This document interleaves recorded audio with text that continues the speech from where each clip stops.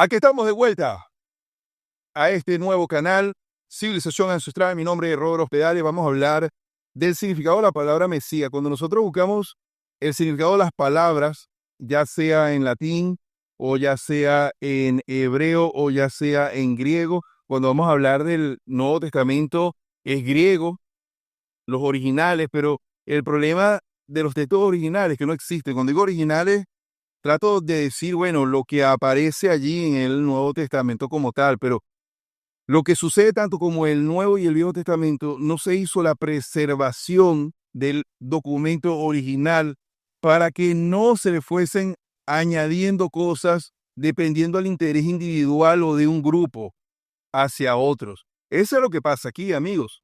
Cuando nosotros buscamos solo información en la Biblia, nos damos cuenta que está tergiversada y ya yo se los voy a demostrar.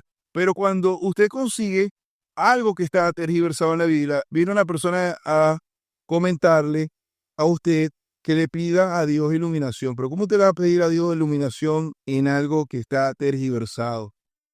Por eso que ustedes ven que los historiadores del Antiguo y Nuevo Testamento tratan con el Nuevo Testamento de estudiar griego para poder indagar mucho más entre palabras y palabras y poder identificar lo que son la forma de escritura en cada época ha cambiado.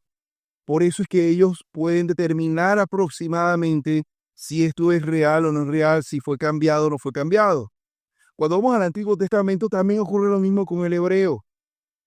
Ahí el hebreo ha venido cambiando por siglos, entonces se puede descubrir que se cambió y que no se cambió, que estaba original y que no estaba original, pero sin embargo, amigo, con todo eso es muy complicado.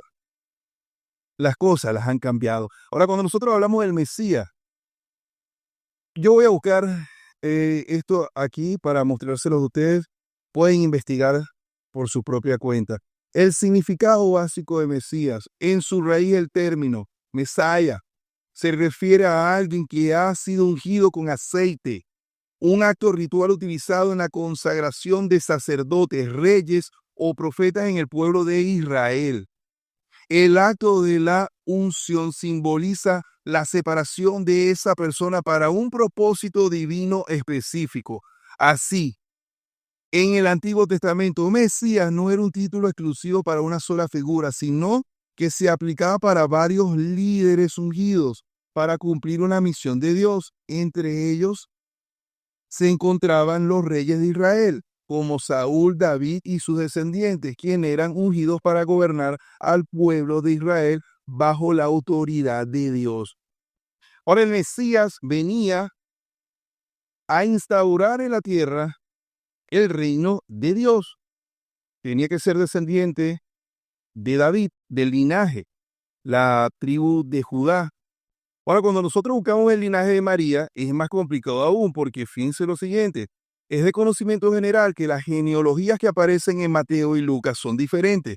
La mayoría de los comentaristas bíblicos conservadores explican la diferencia, argumentando que la genealogía de Jesús en Mateo capítulo 1, del versículo 1 al 16, se remonta al linaje de José para mostrar el derecho real de Jesús al trono de David. En cambio, la genealogía en Lucas capítulo 3 del versículo 23 al 38 remonta a la ascendencia de Jesús al linaje de María. Esto significa que el linaje de María está registrado en el Evangelio de Lucas. O sea, una cosa se dice en una y otra cosa se dice en otras. Ahora, ¿cómo nosotros vamos a pedirle iluminación a Dios para que nos pueda abrir el entendimiento a tergiversaciones? La palabra de Dios no puede ser tergiversada. Dios tiene que ser claro y conciso para nosotros poder recibir el mensaje. Pero ¿por qué sucede todo esto? Porque no se preservó el documento original, se fue cambiando a medida que fueron pasando los años y cada quien lo fue adoptando como mejor le pareció. Para despedirnos, el significado de Dios Todopoderoso, hasta eso se cambió. Lo busco en inglés, amigo, porque siempre las informaciones en inglés son más completas que en español. Fíjense lo siguiente, Dios Todopoderoso, El Shaddai en hebreo. Es una conformación de dos palabras, amigos. El término el es un término genérico que se usaba antes en el hebreo para referirse a Dios.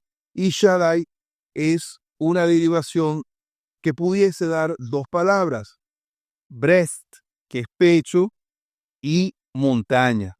Eso no creo que sea el Dios del pecho, es el Dios de la montaña. Pero al traducirlo en inglés, se cambió a Dios Todopoderoso. Pero al traducirlo al inglés, se tradujo como God Almighty, que en español es Dios Todopoderoso.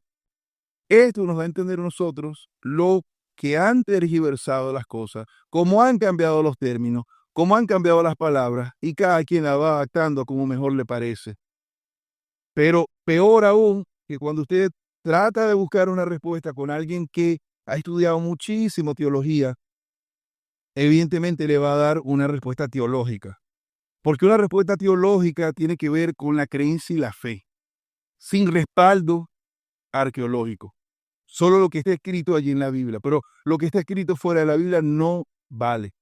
Pero cuando buscamos un historiador de la Biblia, busca no solo las palabras que están en la Biblia, sino también fuera de la Biblia, investigaciones arqueológicas para tratar de determinar si lo que se dice en un lado es lo que realmente ocurrió o cerca de lo que ocurrió. De todas maneras, ahí está la casilla de comentarios. Digan ustedes qué opinan al respecto. Hasta luego.